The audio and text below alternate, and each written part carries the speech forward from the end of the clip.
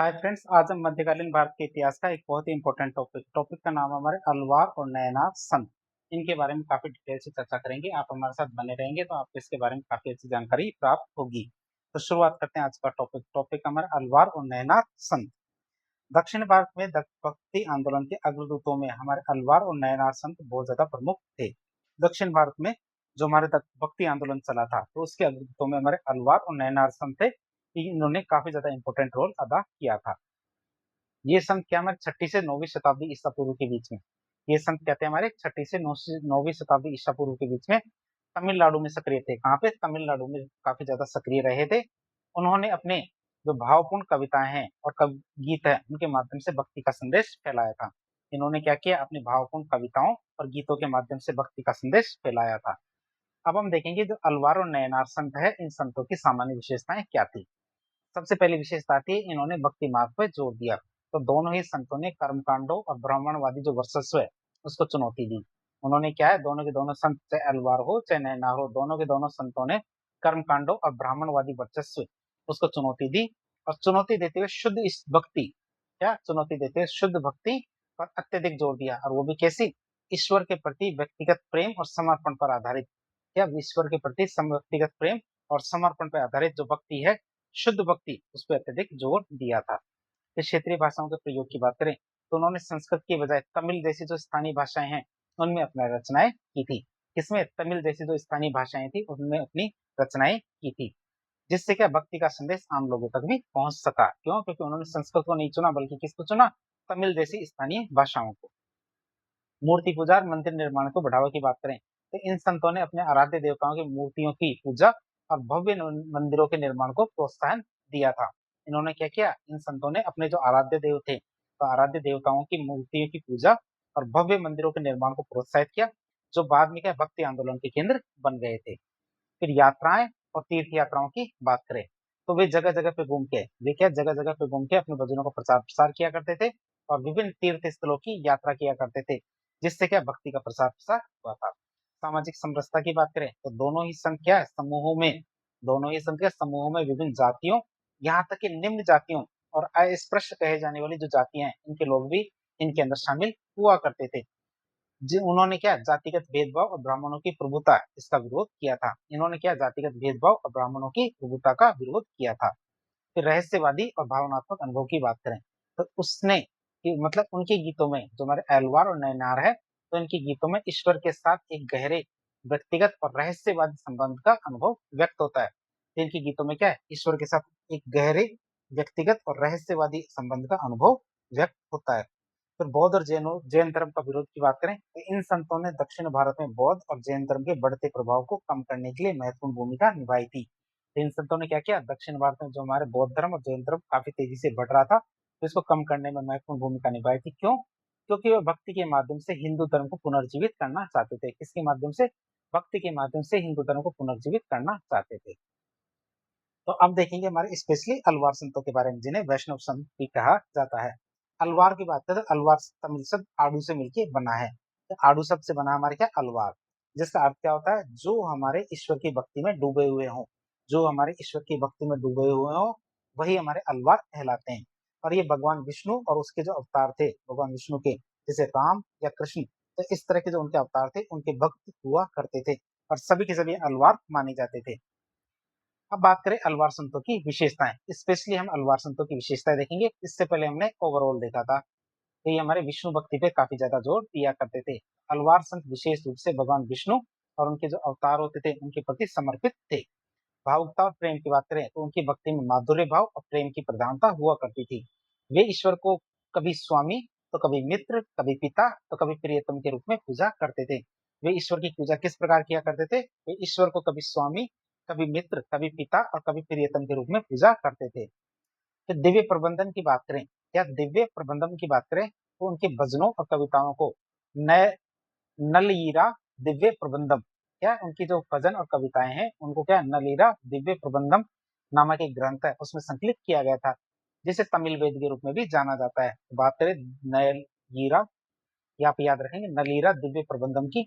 इसमें 4000 दिव्य छंदों का संग्रह किया गया है। कितने? 4000 दिव्य छंदों का संग्रह किया गया है नलीरा दिव्य प्रबंधम में कितने 4000 दिव्य छंदों का संग्रह किया गया है। तो यही हमारे क्या तमिल वेद के रूप में जाना जाता है, हमारे नलीरा दिव्य प्रबंधम की, जो हमारे अलवार संतों की जो कविताएं और भजन है उनका संकलन इसमें किया गया है।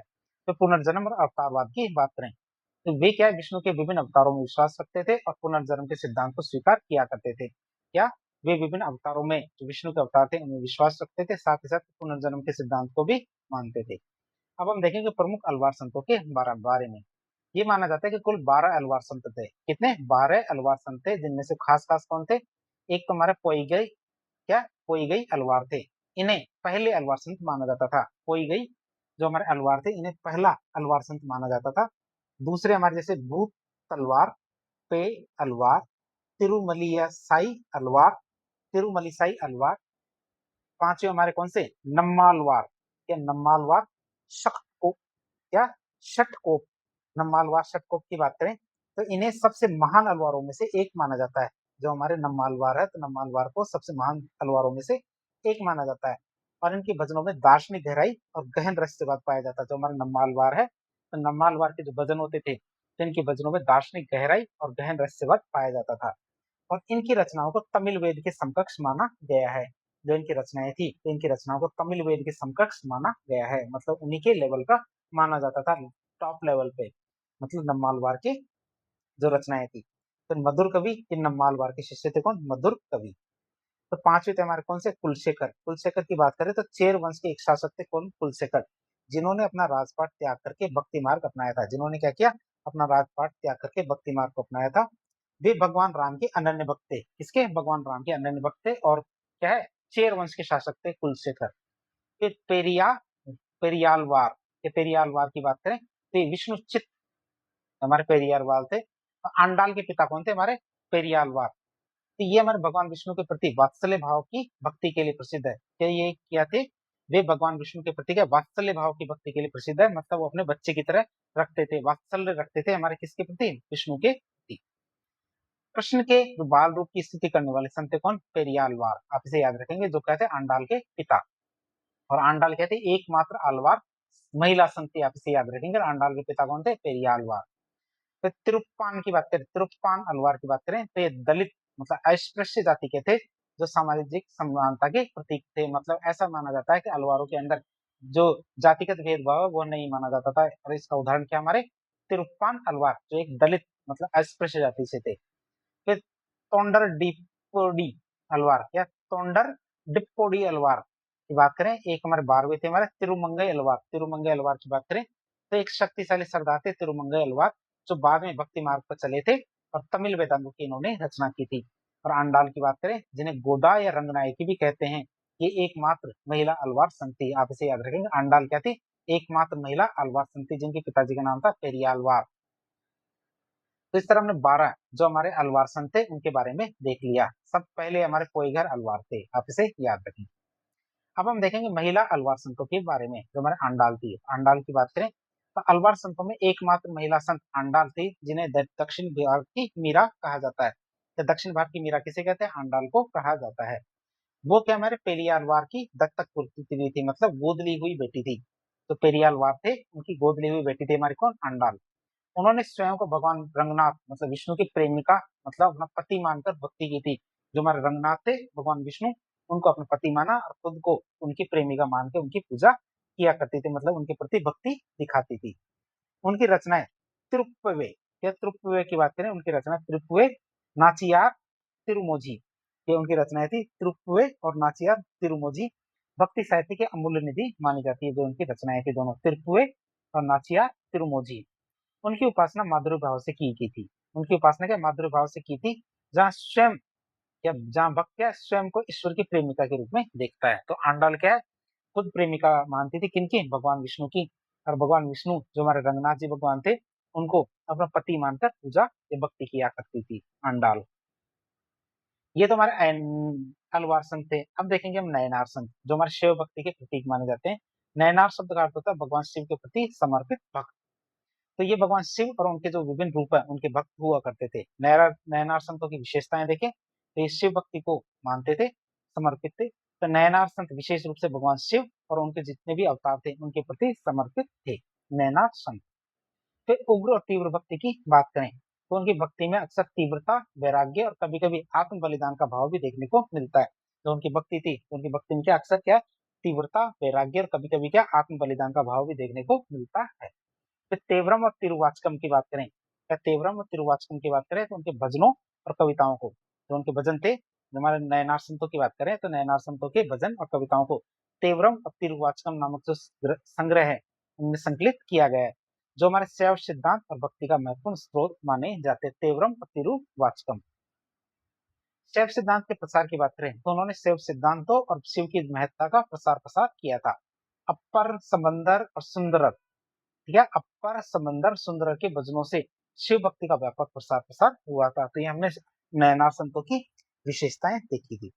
अब प्रमुख रूप से नयनार संतों के बारे में देखें तो प्रमुख हमारे 63 नयनार संत थे। कितने? 63 नयनार संत थे, जिनमें से खास के बारे में देख लेते हैं। एक संत था हमारा कौन सा? अप्पार।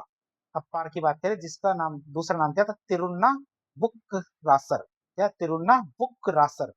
तो ये हमारे शक्तिशाली कवि थे और संत भी थे, जिन्होंने क्या जैन धर्म को त्याग करके शिव धर्म को अपनाया था। ये पहले जैन धर्म को इन्होंने अपना रखा था, जिसको त्याग करके बाद में उन्होंने शिव धर्म अपनाया था। और एक शक्तिशाली कवि और संत थे कौन? अप्पार। सबंदर की बात करें जिसे जिन्हें तिरु ज्ञान सबंदर भी कहा जाता है, तो एक बाल संत थे जिन्होंने कम उम्र में ही अद्भुत भक्ति गीत लिखे थे। कम उम्र में इन्होंने क्या अद्भुत भक्ति गीत लिखे थे, जिनका नाम था सबंदर। संबंदर, दूसरा नाम कहते हैं इनका तिरु ज्ञान संबंदर। सुंदरार की बात करें, सुंदर मूर्ति है सुंदरार की, तो तीनों मतलब अपार, संबंदर और सुंदरार, इन तीनों को सामूहिक रूप से तेवरम मूवर कहा जाता है। क्या? तेवरम मूवर कहा जाता है। तीनों को मिला के फर्स्ट, सेकंड और थर्ड, इन तीनों को मिला के क्या है? तीनों को एक ही माना जाता है। वो क्या है हमारे? तेवरम मूवर। क्यों? क्योंकि इनके भजनों को तेवरम में संकलित किया गया है। क्यों? क्योंकि तीनों के जो भजन थे, तीनों के तीनों को भजनों को क्या है? तेवरम में ऐड किया गया है। फिर मणिक वाक्सागर की बात करें, मणिक वाक्सागर की बात करें तो हमारी इनकी रचना थी तिरुवाचकम। इनकी रचना थी हमारी तिरुवाचकम, जो हमारे शिव भक्ति का महान ग्रंथ थी। हमारे मणिक वासागर की बात करें तो इनकी रचना थी तिरुवाचकम। फिर हमारे एक संत हमारे चंडेश्वर और एक हमारे कणमपुल नयनार। क्या? कणमपुल नयनार हमारे कुछ, ये हमारे 63 नयनार संतों में से कुछ के नाम आपके सामने लिए गए हैं।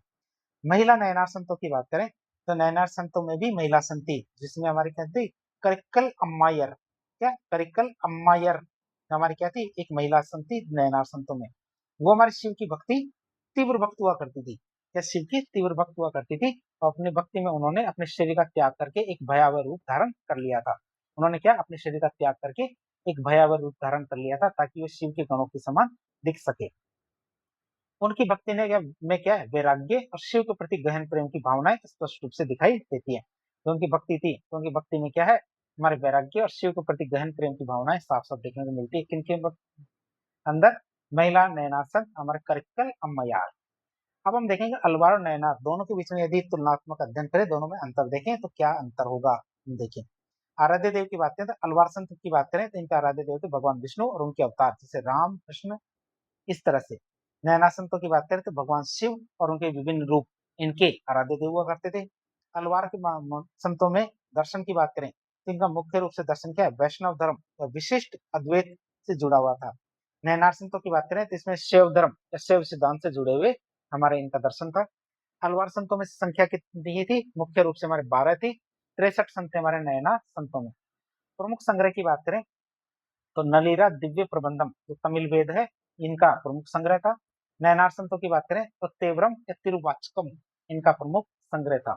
भक्ति भाव की बात करें तो प्रेम, माधुर्य, वात्सल्य भाव की प्रधानता हमारे अलवार संतों के अंदर थी।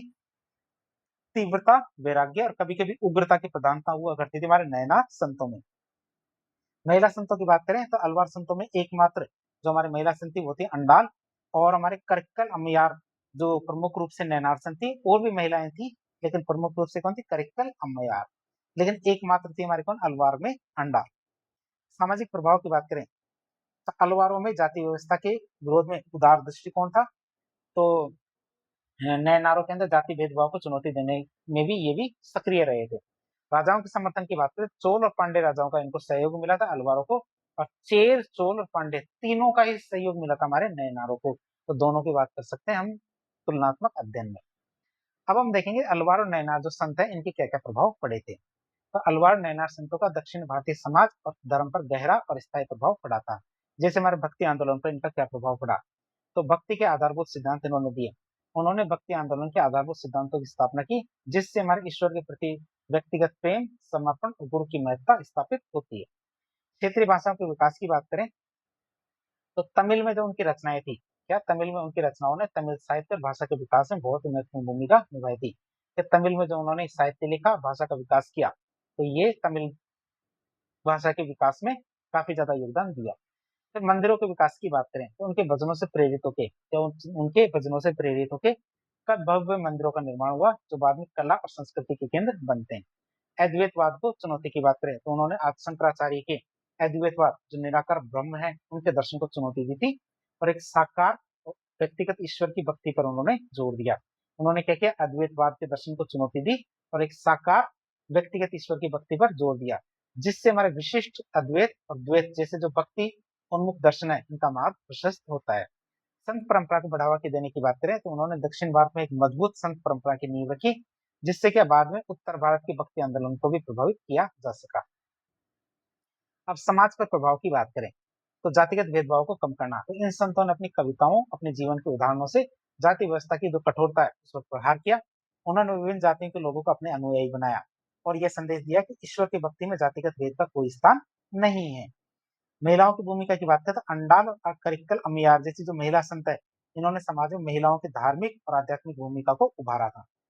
सामाजिक समरसता की बात करें तो उन्होंने समाज के विभिन्न वर्गों को भक्ति के सूत्र में बांधने का प्रयास किया, जिससे हमारे एक प्रकार की सामाजिक समरसता आती है, एक ही प्रकार की सामाजिक समरसता आई थी।